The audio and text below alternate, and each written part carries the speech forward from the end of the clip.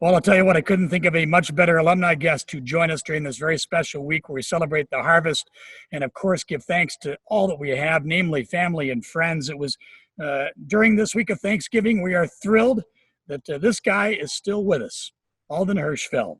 He survived one of the scariest moments in the 25-year history of the Grand Rapids Griffins and the Van Andel Arena. We take you back to early January of 2016. You know what? They're something's wrong. Something's wrong here. Something's seriously wrong now. There's a little bit of a panic. You got somebody down on the bench. Oh, boy. Oh, my goodness. Everybody is off the Grand Rapids bench. They've opened up they're bringing out a stretcher. Yeah. I tell you, it gives me goosebumps. It probably scares the daylights out of most people, myself included. Alden Hirschfeld, it was a night that will go down as one that we will all remember, no doubt. So great to see you. So great that you survived that. And almost 4 years later now, here you are. Great to see you. Great to see you too. No, it's it hasn't been a long time, but just to kind of hear back that little story, that you talked about, and Bob, we talked a little earlier, but it brings back some, crazy and interesting memories, but also great ones at the same time. Because I think of all the good times and great times we had there in GR, and every time I was up was just a blast. We'll be showing some more video of the incident, and we don't want to make this whole interview about that.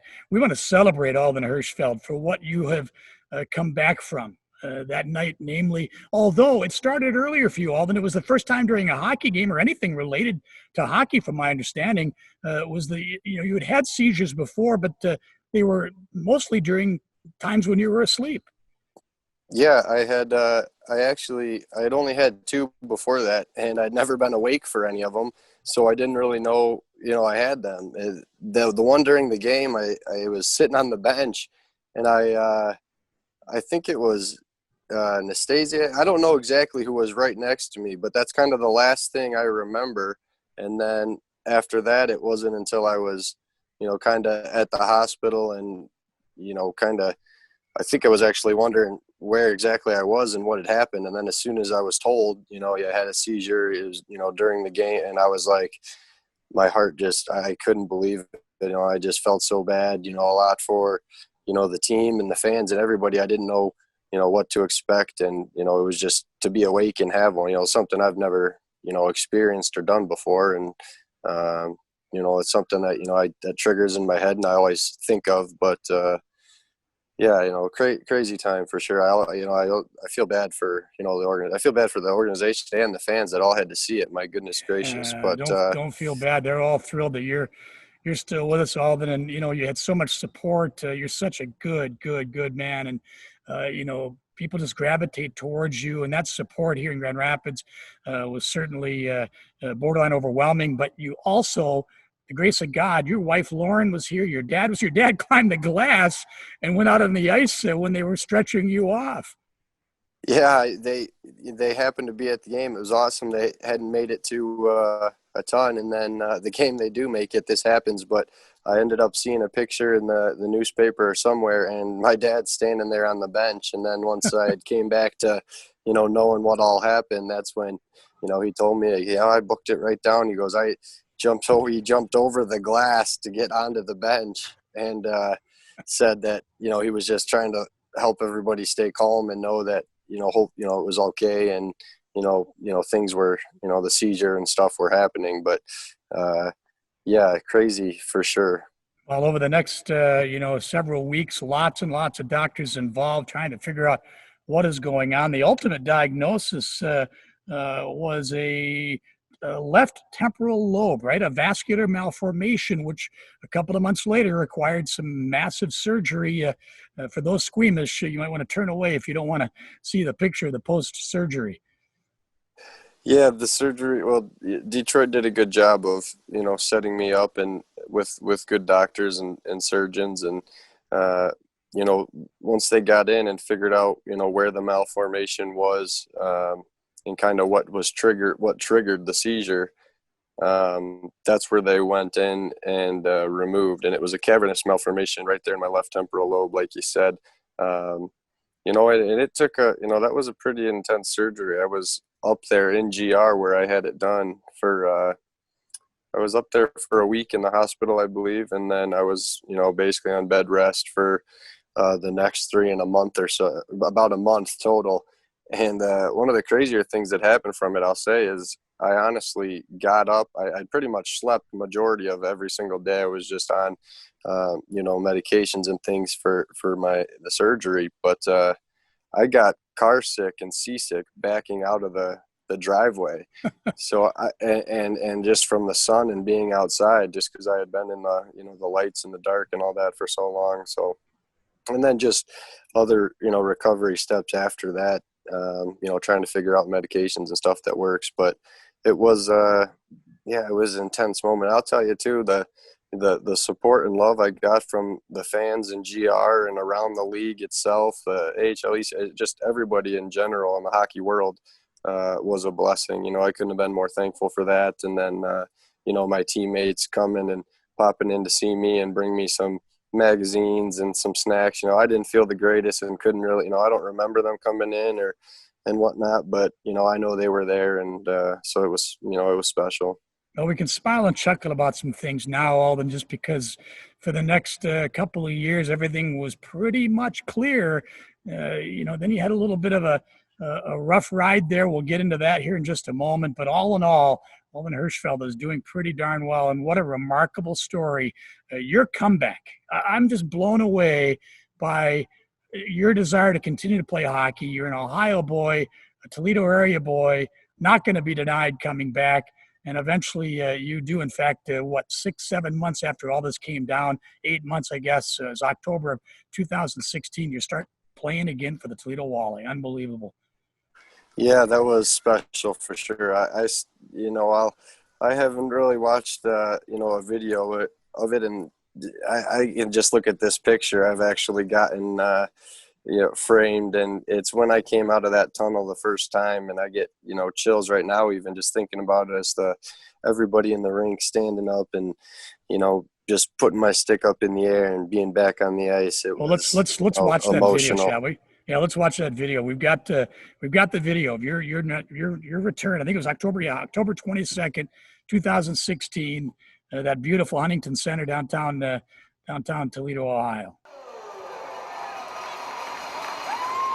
And making his comeback to the Huntington Center in the Glass City for the first game this season. Let's give a big warm T-Town welcome to Toledo's home for number 23, Alden. So, yeah, no doubt. You watched that now, Alden, and like you say, you're starting to comment on it, but now that you watch it again, just the emotions have got to be pouring out of you. Yeah, it was special for sure. And, how my family was at the game when things happened in GR, they were at that game there in Toledo. And I know it was special for them too, just to, know that they're, for my parents, their son, and my wife is their husband, and, my daughter too, her dad, like, just to be back out doing what he loves and getting another opportunity, just special to be able to do that. And made even more special because, like we say, you're from that area. You went to Sylvania Northview High School, right? Played hockey there. Then to Miami of Ohio. I'm hoping you went to Miami of Ohio just because you hate Ohio State. I'm not sure that's the case or not, but Miami of Ohio. That's who I was picking between, actually, was Miami and Ohio State. My mom went to Ohio State, and my dad actually went. He played football at Miami, so it was between where I wanted to go at. But Miami is where I ended up going, and it was a blast. You got to check and see. Did your dad happen to play with Luke Glendenning's father, Tom? I'm not sure if they would have been about the same time. I just did an interview with Luke last week. We were talking about his dad. In fact, Luke was joking. He said, my brother and I, we didn't even really know my dad played college football until we were in high school. That's how humble a guy Tom Glendenning is, and both Luke and Joe that way too. So, 100%. But boy, what a story though. The local boy, not going to be denied coming back and playing for the Toledo Walleye. You go on and have your best season as a pro that year, 2016-17, 23 goals in 65 games or something. Yeah, something like that. I know it was my best. And, I don't know if that was, maybe it was tied to the head and just the desire, the want, and the will to get back or to prove that you can do it, or, just, the good Lord supporting me in a way out on the ice. But, like I said, it was all planned, and, it was to be able to get back on the ice. Still thinking about it now gives me, chills. And, I couldn't have, the doctors in Grand Rapids and who the Red Wing staff helped set me up with to get the best, surgery and health experts involved was, a blessing.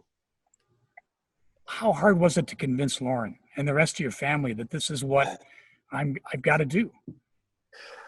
Well, they wanted me to do whatever I wanted to do, and they would support that, obviously. The hard part was I went to there was several different doctors and surgeons I had asked for, and their thoughts were, the GR like I said, the GR doctors had no problem with it. They thought, with everything that happened, and they had fixed it, and how I was doing, they thought, if I wanted to do it, I had no problems. And then I checked a couple other cities with doctors. Cleveland's one where there was, if that's where I went or had the surgery, there was no chance I was, she was going to clear me or be able to play hockey. Michigan was kind of a 50-50 up at U of M. They were going to wait and see how things went and all that. So part of it was, they knew I wanted to, and they also, they wanted to trust the doctors and the surgeons who did it. And Dr. Elisevich, who was the surgeon up there who did it, he'd done over 600 cases just in the left temporal lobe where mine was itself. And, for the confidence and, what he has to offer and do. And I feel like he what he says would be what I would follow. And the fact that, he was comfortable and confident with it being allowed to play again, I was glad I got that opportunity. So if you haven't challenged your doctors enough, the following year, 2017-18, what does Alden Hirschfeld go out and do? Blows out his knee. And that, now, we can't chuckle about that because it pretty much ends your career. You announce your retirement, I think it was the following October. The game you love, at least as far as playing, was over. But, man, it is so great that you're still in the game as well. You should be, Alden, contributing as an assistant coach with former Griffin Andy Delmore as an assistant to Dan Watson in one of the great hockey cities and one of the best organizations, the Toledo Walleye. Boy, things have turned out pretty darn good. Yes, absolutely. Like you said originally off the start, tied it to your hometown and where you're from and your family's from and your wife and your in-laws, just to be, surrounded by, family and an organization, that's tied to, GR and Detroit themselves, just a kind of a family, it feels, it's in my hometown. And then, like you said, before we talked, Blash was, right on top of you as soon as, things happened, trying to figure out what happened during the game that night, as Nelly was the coach in GR. But I just feel like I've been a part of it for so long with them and tied. Blash was kind of semi a part of me as recruiting me to Miami, and then coaching in GR, and then in Detroit, and then now me tied through Toledo off the ice and still a part of meetings and things with them throughout the year is it's a blessing. Like I said, it's comfortable. It's really what you enjoy to do every day is what matters most, and the ability for me to do that is special.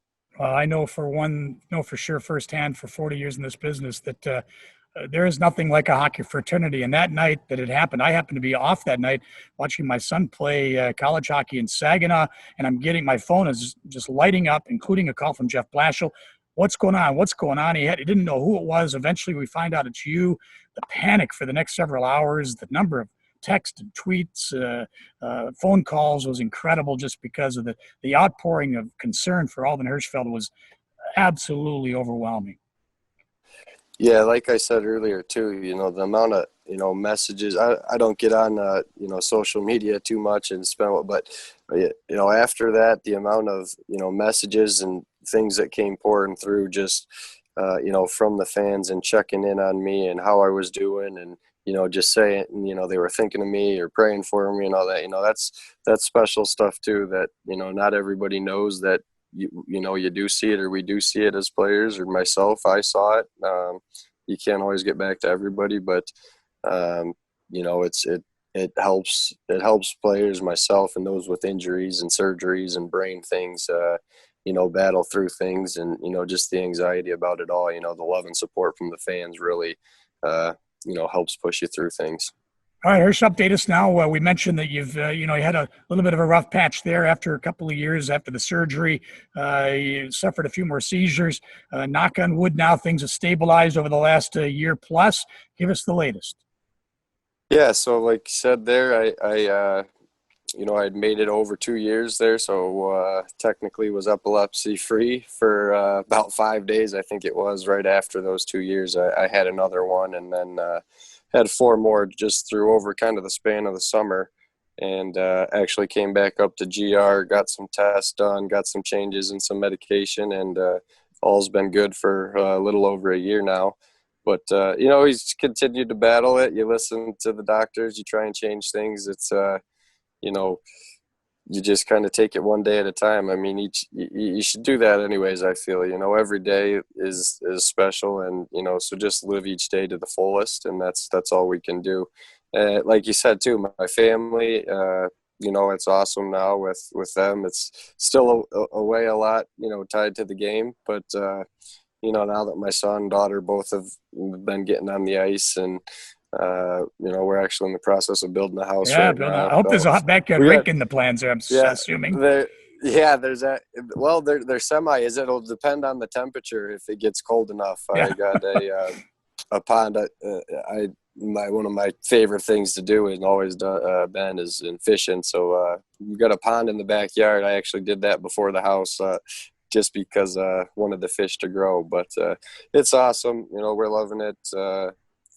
Like I said, the family's good. Kids, it's my daughter's first full year in school, so she's in kindergarten, gone now Monday through Friday. Her school's still actually going each week, full days. Oh, great. In class, yeah, they've been doing that, knock on wood, the full year now, so it's been good. She's been liking it, getting used to, being gone away for full days and in school. It's neat. My son, he was supposed to start preschool this year, but with everything that's happened, we've held him back just because I think the school in general shut down. But he'll be in preschool next year, and man, I tell you, time is flying. I still remember actually when Vivian was born. Yeah, I was in GR. I think we were going down to Charlotte or somewhere. Yeah, I remember. Yeah, we were like, Blash was like, we were trying to figure out the travel and the scheduling, and if I was gonna, should we book you a flight or not? And it was kind of all still a toss up of